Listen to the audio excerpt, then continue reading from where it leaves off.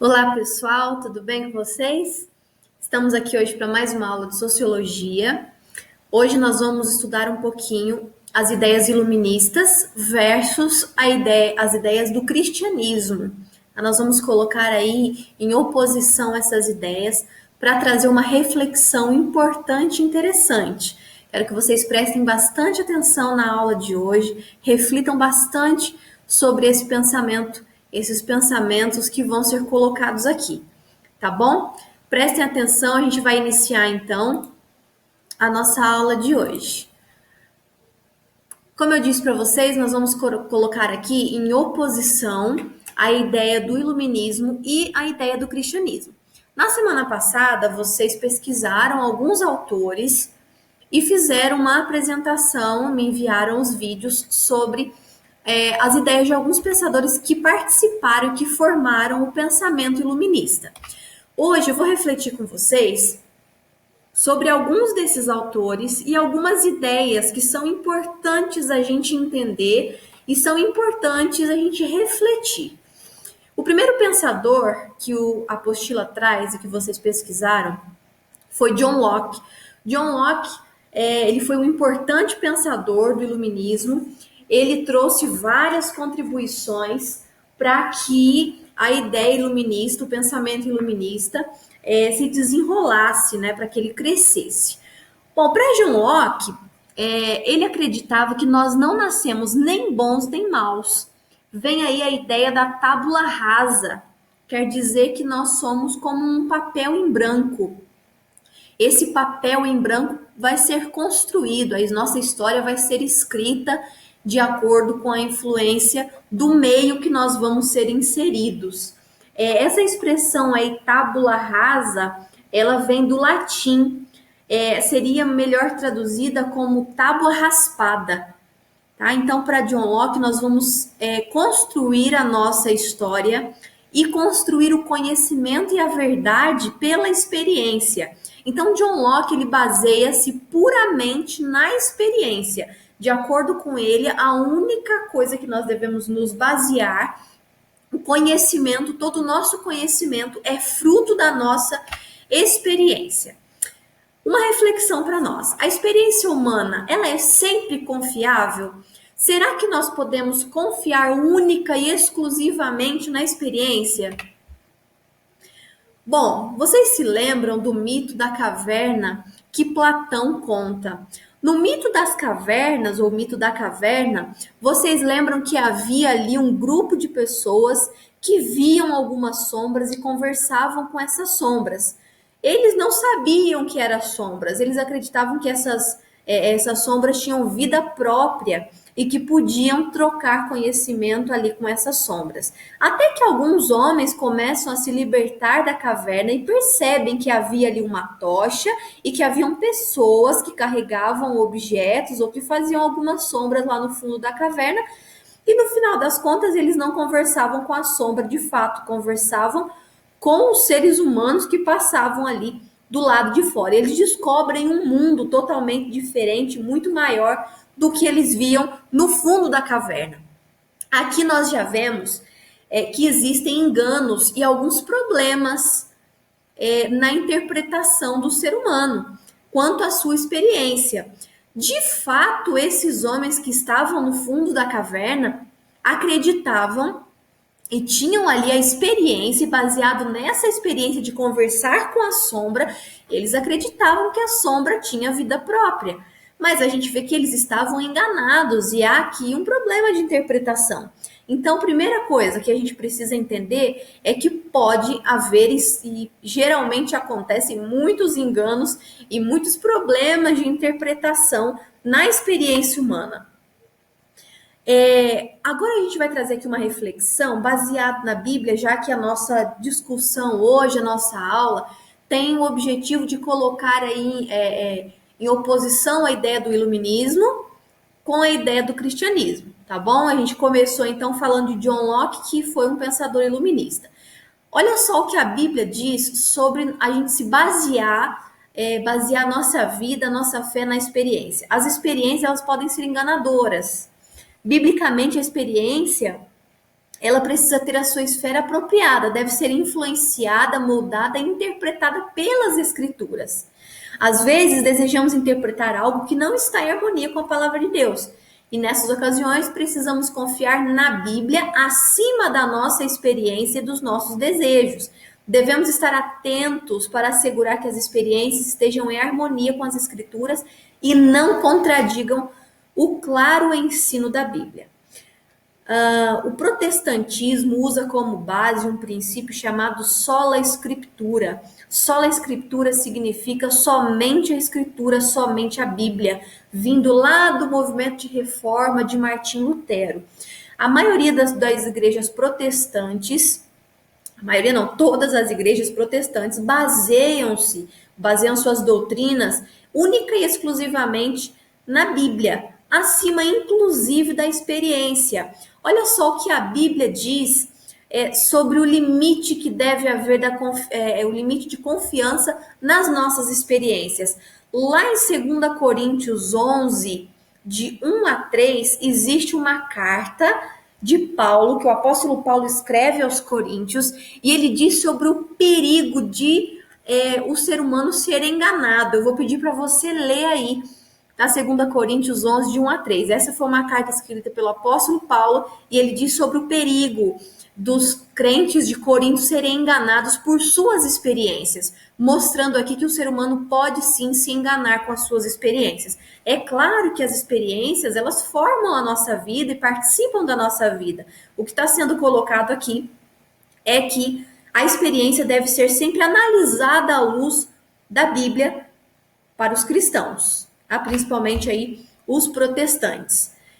Nós temos mais um pensamento aí, o pensamento de Rousseau, que é o bom selvagem, porque segundo ele, o homem nasce bom e sem vícios, mas ele é pervertido pela sociedade civilizada. Então, diferente de John Locke, que defendia que não, o ser humano não nasce nem bom e nem mal, ele nasce uma tábua rasa, para Rousseau, o homem nasce bom e sem vícios, mas ele começa a se tornar mal, ou a ter vícios, ele começa a ser pervertido pela sociedade civilizada. Então vamos ver aqui quais são as consequências do pensamento de Rousseau. Bom, se a gente acredita, como Rousseau, que o homem nasce bom, nós teremos sempre uma expectativa boa do homem, que o homem pode se regenerar. A gente vai buscar isso o tempo todo. É claro que, segundo o cristianismo, nós acreditamos na regeneração do homem. Mas qual que é a diferença? Segundo Rousseau, a gente vai ter uma expectativa boa do homem, que ele pode se regenerar sempre, mas baseado nas suas próprias forças, nos seus próprios esforços. Diferente do cristianismo. A gente vai ver daqui a pouquinho o ponto de vista aí do cristianismo, tá? Se a gente crê que Rousseau, na teoria de Rousseau, que o homem nasce bom, a gente vai ter sempre uma justificativa das ações. Então, o homem pode ser violento, pode praticar todo tipo de ação e vai haver uma justificativa. Não, ele não tem culpa, ele não nasceu mal, mas o lugar que ele cresceu, a educação que ele recebeu, ou seja, o meio no qual ele está inserido é que tornou ele mal, porque ele não era mal. Então, a gente vai ter a inculpabilidade. Ou seja, nunca atribuiremos culpa ao homem, ao criminoso que seja. Colocaremos sempre a culpa no meio que ele foi inserido. O homem pode resgatar a sua própria humanidade. Se a gente crê no pensamento de Rousseau, nós vamos crer que o homem pode resgatar a sua própria humanidade independente de qualquer coisa. Ele mesmo, por si só, pode buscar aperfeiçoar-se e se tornar bom novamente. Uma questão aqui, um questionamento interessante para a gente pensar: se o homem nasce bom, em que momento ou quem o corrompeu? Tá? Essa é uma reflexão que questiona aí um questionamento ao pensamento de Rousseau. Se ele nasce bom, se sempre o homem nasceu bom, em que momento ele se corrompeu e quem foi que o corrompeu? A Bíblia traz alguma luz sobre esse assunto? Novamente, sim, a Bíblia traz alguma luz sobre esse assunto para a gente colocar aí as ideias em oposição. Lá em Salmos 51, verso 5, Davi diz que nós somos formados em iniquidade, que nós somos formados em pecado.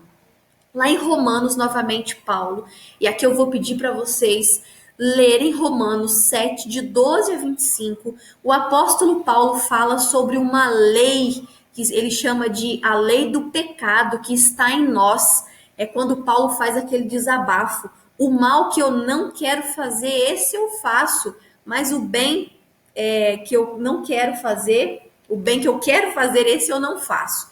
Então eu vou pedir para você ler Romanos 7, de 12 a 25, para você entender o que o apóstolo Paulo fala sobre a nossa natureza má. No cristianismo, ou biblicamente, nós podemos chamar essa natureza de natureza pecaminosa, né? Natureza má ou natureza pecaminosa. Há aqui uma boa explicação do apóstolo Paulo para a gente entender bem. Agora, se a gente não crê como Rousseau, se a gente crê que o homem, ele de fato nasce mal, como a Bíblia diz, como Davi, o apóstolo Paulo dizem, nós vamos ter também algumas consequências desse pensamento. Primeira consequência é que nós vamos depender de um Salvador, certo? Se eu não preciso, se eu preciso de alguém para me salvar, eu preciso do Salvador, e a gente crê na Bíblia que nós dependemos de Jesus Cristo para nos salvar e salvar, inclusive, da nossa natureza má, nos salvar de nós mesmos. Então, nós temos uma dependência do Salvador. Um outro ponto, uma outra consequência do pensamento do homem mau é que nós vamos entender a luta de Paulo, a luta que Paulo fala aí, que é uma luta contra nós mesmos, contra a lei do pecado que habita em nós. Então, vai haver uma luta contra nós mesmos. Entra aqui a ideia do pecado, do perdão. Quando cometemos pecado, buscamos a Deus, buscamos no nosso Salvador, na redenção, o perdão para os nossos pecados. Então, aqui a teoria, aqui o cristianismo, ele faz sentido se a gente crê que o homem nasce mal. Se a gente crê que o homem nasce bom, a gente não precisa do Salvador, nem precisamos lutar contra nós mesmos e nem tem pecado, perdão. Temos mais uma consequência aí, o homem não pode ser bom sozinho. Diferente da consequência do pensamento na ideia de Rousseau, que o homem pode regenerar-se sozinho, que ele não depende de ninguém, aqui, segundo o cristianismo, segundo a Bíblia, o homem não pode ser bom sozinho, porque se nós temos a natureza má, se nós somos maus, nascemos maus, nós precisamos de alguém para nos tornar bons. E não há justificativa para as más ações. Nós simplesmente somos maus e por isso cometemos más ações. E aí entra a punição na sociedade, a existência de leis que punem o ser humano que comete más ações. Entra aqui uma justificativa para a punição na sociedade, para a punição do criminoso, por exemplo, porque não haverá justificativa para o seu ato mau. Simplesmente a sua natureza e o seu coração é mau.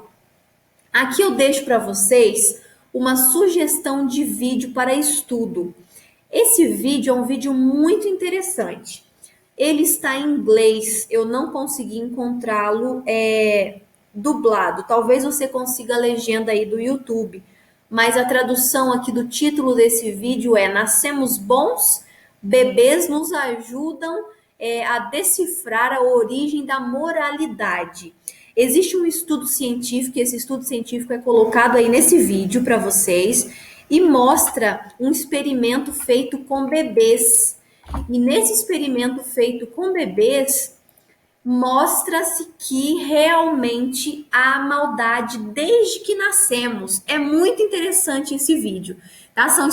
Um experimento feito com bebês e mostra como os bebês têm uma tendência para o mal. Assistam esse vídeo, vou deixar o link para vocês lá no iClass para que vocês assistam e reflitam sobre essas questões que foram colocadas aqui hoje, tá bom? A tarefa para vocês para a semana que vem é a leitura desses capítulos que eu coloquei aqui no vídeo.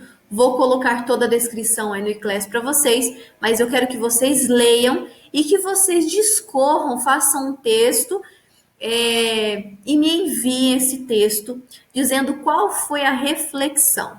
todas as normas desse texto, desse trabalho, desse pequeno trabalho que vocês vão fazer, estarão aí no eClass, tá bom? Espero que vocês tenham gostado. Muito obrigada pela presença de vocês nessa aula. Até o nosso próximo vídeo. Que Deus abençoe a todos.